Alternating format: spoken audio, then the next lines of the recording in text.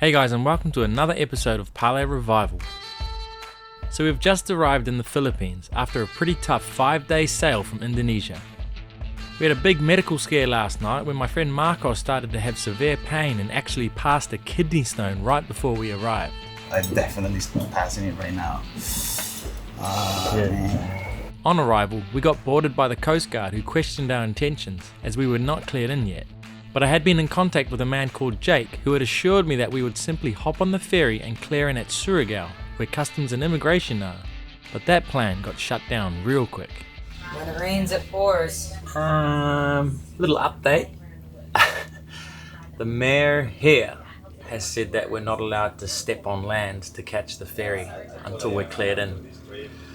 But she has given the okay for this guy in Surigao to come down and pick us up and take us straight to immigration in the big city, Surigao. Surigao is 40 miles away. It's about 8 hours against the current.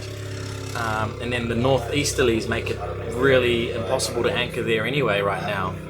So we would have to anchor somewhere else and organise some sort of transport to get to Surigao. The problem is they don't have immigration and customs or quarantine here. That's the whole issue. At this stage you might be wondering what the heck all this clearing in business is about. Well, much when you fly to a new country, you have to go through customs and immigration before you are legally allowed into the country. The problem when arriving on a sailboat is that literally every single country has their own clearing procedure for vessels, and it's often difficult to find reliable information on the exact procedure for that country. So sometimes you just have to hope for the best. I know for a fact that another boat got cleared in the way that we are trying, but the new mayor in Siargao is a little less accommodating for vessels, whereas the mayor of the big city of Surigao welcomes boats with open arms. So Jake is picking us up. He left this morning at 7 o'clock and he's got twin engines and one of his engines is playing up. We've got a fuel issue. So he wants to just pick us up now and take us an hour that way to the mainland. And then he said he's got a van organised and it's an hour and a half van ride into Surigao. If you're as confused about the names as I was, Siargao is the island that we are currently anchored at, where the famous Cloud9 surf spot is. Surigao is the big city 40 miles away. They are in the same province but different municipalities, therefore different mayors. All of this to say I'm completely relying on a person that I've never met before, other than messaging back and forth, and he seems like a really nice guy, and also the Coast Guard here did know who he was. But yeah, it feels strange to be trusting someone I've never met. I'm still super grateful for this guy helping, and he's definitely coming because he's sending me screenshots of him doing 20 knots to get out here. But let's see how this goes. Woo-hoo-hoo. Here we go, the adventure begins. Yeah. How's it going, Jake? Welcome to Surigao. Hey, Chef. How you doing? Great to see you guys. Get in. Yeah. Don't know if I want to. You're the crew. Everyone got a stool? Yes. We're gonna flip it. Yeah. Bye. Bye. Oh, I see. Girls up there, boys back here. The boys. So here we were, leaving the boat and dogs unattended in a town that we haven't even stepped foot in before, to go on a 40-mile mission to clear in with a man we had known for about 30 seconds. On top of that, the only way that one of the engines would continue to run was if our new friend's helper would pump the fuel bulb non-stop just to keep it alive. We'll get there. He did this for an hour straight and declined our offers to take it in turns. Nevertheless, the crew were making the most of this speedboat ride, and we eventually pulled up to the dock, but we still had a long way to go. Thank you. That was part one of about 5 parts that need to go well today to get back to Parlay. Wait, that's our car leaving. Hey. This is the van. What a treat. That was fun. Welcome, huh? A little bit, in the beginning, smooth. Then it was, ooh. Yeah. But we make it very nice. Never a doubt. It's having fuel issues. All aboard. How long is this one? An hour and a half? An hour and a half. Alright. Nice. This It is could be an part hour. 2. Out of the whole crew, only Britt has ever been to the Philippines before, so this was actually turning into quite a fun adventure for us all. So far, every one of Jake's promises were coming true, but there were so many moving parts that needed to go smoothly so that we could get back to the dogs and Parlay before dark. That's part 2 done. The bus ride. Now we're doing part 3, which is immigration. How many? 8. I don't think the immigration officer was used to clearing in 8 people at once off a sailboat. So she's going to get a heck of a fright when Expedition Drench clear in a couple of weeks after us with 24 crew. We eventually got through all the paperwork and all the crew were stamped into the country. But we weren't done yet. We still had to hope that customs would clear us through, even though the boat is sitting 40 miles away. Customs or McDonald's? McDonald's. So the mayor had heard that we had indeed made it into town, so he sent his bus to come pick us up to go to customs. Party bus. So this is the mayor's bus. It belongs to city, city hall. So he allows the use of it for cruisers. Ah, nice. We're clearing into the country. We come here on the boat. I think it's First day? First day in the office, got the coffee, that's about it. You're halfway there. We're officially legally allowed in the Philippines. Part 5 of 5, done. We didn't even have to be here. That's how you do it. Well, we had gotten all the paperwork done and still had time to have lunch at the government building before our ferry back to the boat in Siargao. We were still in shock with the treatment we were receiving. We had never experienced anything like it. We were welcomed with open arms and even medals as we hopped off the bus. Yeah. Look how cool is that? So we're having a very quick lunch with the mayor. Such a warm welcome. And then we've got a ferry in like 45 minutes. Eat and go. The ferry is like part 6 of this process to get back to Parlay. They had set aside a room for us and prepared a whole meal for us, including a pig on a spit and some fresh caught ceviche. The pig is a famous dish here called lechon. Crispy. And we were pretty stoked to be trying it on our first day on land in the Philippines. This is our first lechon. Like a traditional Filipino pork dish. I've been dying for this for a long time. We are living. Very delicious, flavorful ribs. Get more of the skin. And after running a little late in the meeting, we finally got to meet the mayor who had organized all of this for us. Colin. Okay. Nice to meet you. Oh, thank you for this. Oh yeah. So enjoy the pork. We put the cameras away and enjoyed a lunch with the mayor, and he explained to us that him and Jake wanted to put Surigao on the map as a cruiser-friendly destination, and we told him they were leaving a great first impression. As I mentioned at the start of the episode, as the Philippines is a fairly rare place for cruisers to visit, the information available to us on the internet is really limited. But with people like the mayor and Jake wanting to change the system and have not only clear procedures but also have free clearance for boats coming to the Philippines, it may entice more and more cruisers to come here, which is usually a good thing for the economy. But in other places in the Philippines, the customs and immigration officials have been known to be corrupt. So Jake is actually studying maritime law at the moment to put a stop to that sort of thing. But we had to cut our lunch short to catch our ferry back to Siargao, although Jamie managed to get a fair amount of food down in such a short time. Oh my god. It was a short bus ride back to the ferry dock, and we were all buzzing over what had just gone down. It all started from a random message from a Filipino man on Instagram called Jake. And next thing you know, we were having lunch with the mayor in Surigao. And now we had made it onto our final mission for the day, and that was the 40-mile ferry ride back to Parlay. What an experience, eh? Can you believe we just managed to pull that off? Thanks to Jake. What an incredible human being. Man, picked us up. The boat broke basically, so we had to go to a different town. He ordered a van for us to get up there, cleared us all in. Unbelievable. And we've made the ferry at 3 o'clock. And we had lunch with the mayor. And all in a day's work, we were back in the dinghy heading back to Parlay. Today didn't even feel like real life. We had gone from thinking we were not even going to make it to land to being welcomed into the country with open arms. Today, they just receive us and like diplomats, pretty much. Like I never felt that treatment in any country. It's amazing how a YouTube channel can open doors in any country. People they don't even know us. Yeah, it was awesome. Definitely an experience to say the least. Got a feeling there's going to be some pretty crazy times to come. Yeah, Jake seemed like a lovely guy. We didn't even have to take the boat, so that was a big plus. It was quite a rough trip back just then that we had on the ferry.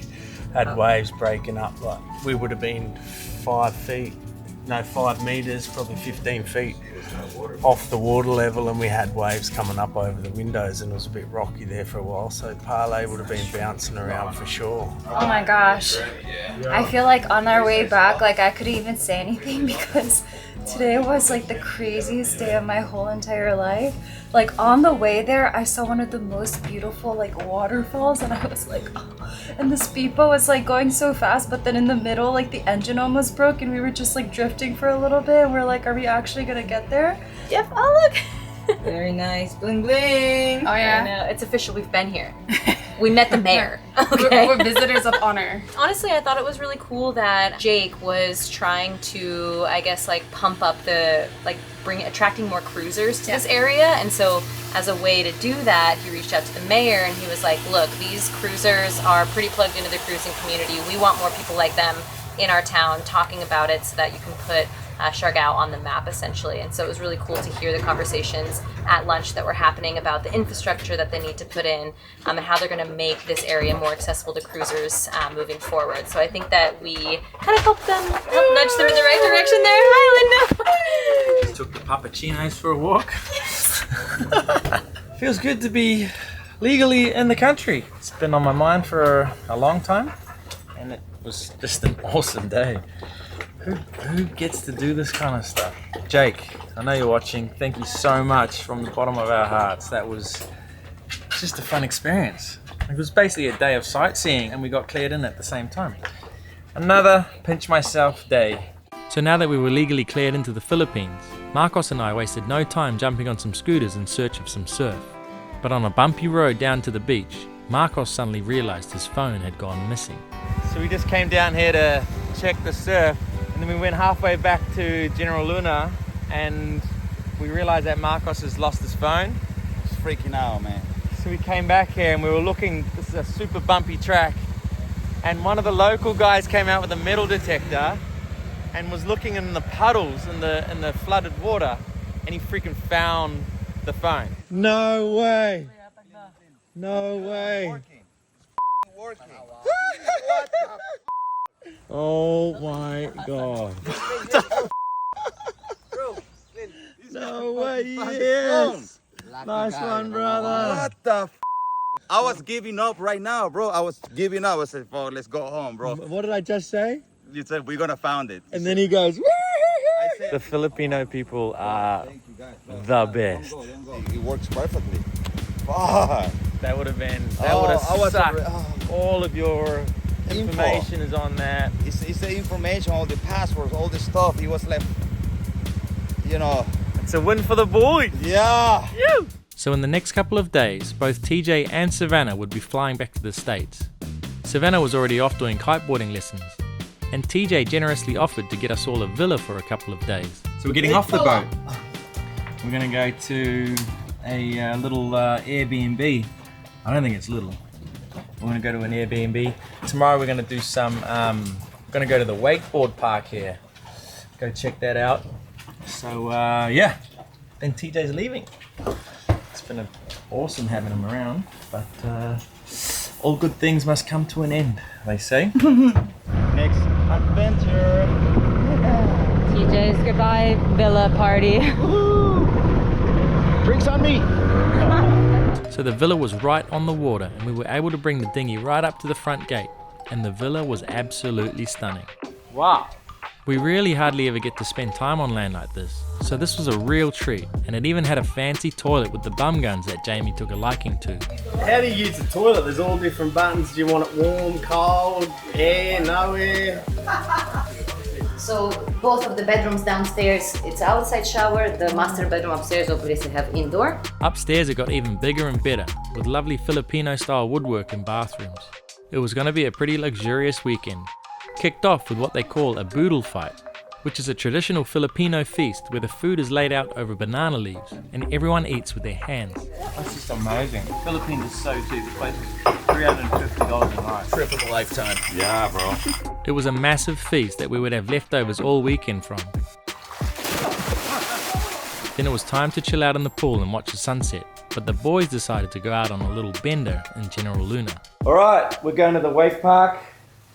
The guys ended up at a foam party last night. What happened, TJ? Marco saved my life. For the second time? Well, the foam was kind of nasty. It was like, it was foam and the sand. It was like mixed with the foam. So when you came out of the patty, you literally have soap and sand. So we feel disgusting. They're so smart, they put big buckets, you know, those big buckets like that, full of water. So people just go with a little bucket and, you know, splash on water and good. TJ, he was having so much fun that he didn't want to do that. And he decided just to dive into the bucket upside down. So his legs He was like that, and I said, okay, he's probably gonna make it out. And then I see him after 5 seconds twisting like a, and I said, oh shit! And everyone started screaming in Filipino, I think he's gonna die! Ayana and Savannah froze, and I said, oh shit! So I flipped the whole bucket, and he's like, whoa! He come out like, oh, it's pretty good, no? Wait, so if no one had seen that, you would have legit died? Yeah. 100%. I asked him, bro, you think you will get out of yourself? He said, I don't think so. Are you naked behind there? Could be. You know how to drive this thing? Vamos.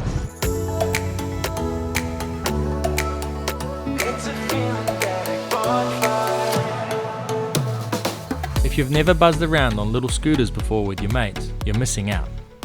It's such a cool way to see the countryside. And here in Siargao, the scooters rent for about $6 per day. The scenery here is incredible and everything is so green and lush because there's so much rain. We eventually found the wake park, which is nestled in amongst the coconut trees. Is this charged? So this thing's called one wheel. I've never tried it before. Colin, you never tried that? Nah, looks fun. TJ's not making it look fun, but it is fun, apparently. Got it. It's battery, not Colin. He made that look very easy. The problem is Philippines doesn't cater to fat people, okay? Gotta fall, Probably, right? yeah. Not a lot of Filipinos weigh 250. We eventually got the hang of it, but I definitely wouldn't say it was easy. But soon enough it was our turn to ride the cable park, so off we went. Marcos is up. Marcos, it's the same 2 hours here. Now.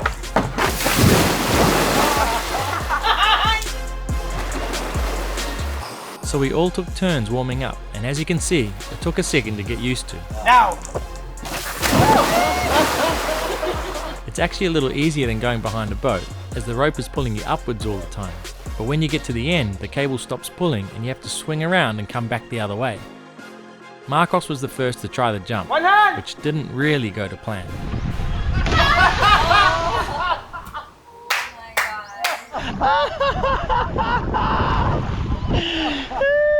Well done! That was impressive. He did like a 360 on his back. Marcos, can you exit to the side?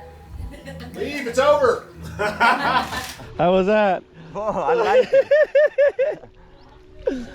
I almost did it. Oh, no. No. Not really. No. No. Who's next? TJ, go! What's your favorite move you've done so far? Probably the double backflip. That was pretty good. Solid. Felt good. Marcos! It's nice and even. Hey,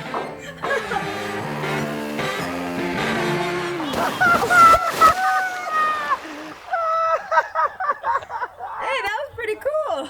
I was close. I almost landed that. That one hurt? Nah, you're really sending it enough. I gotta commit. You're like a baby giraffe. Yeah, this is what you do. It's a technique. Every day I cook the devil across the line. Just how I want it. Facing the colossus of fear. You okay? I think the pro got a little frustrated watching us stack it every 5 seconds.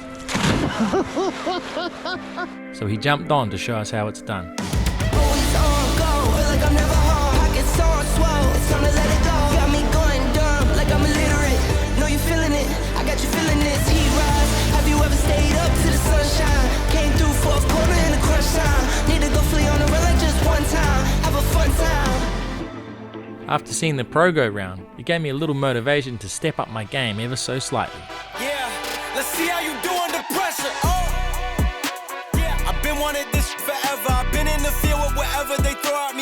on, pick myself up, moving on to the better.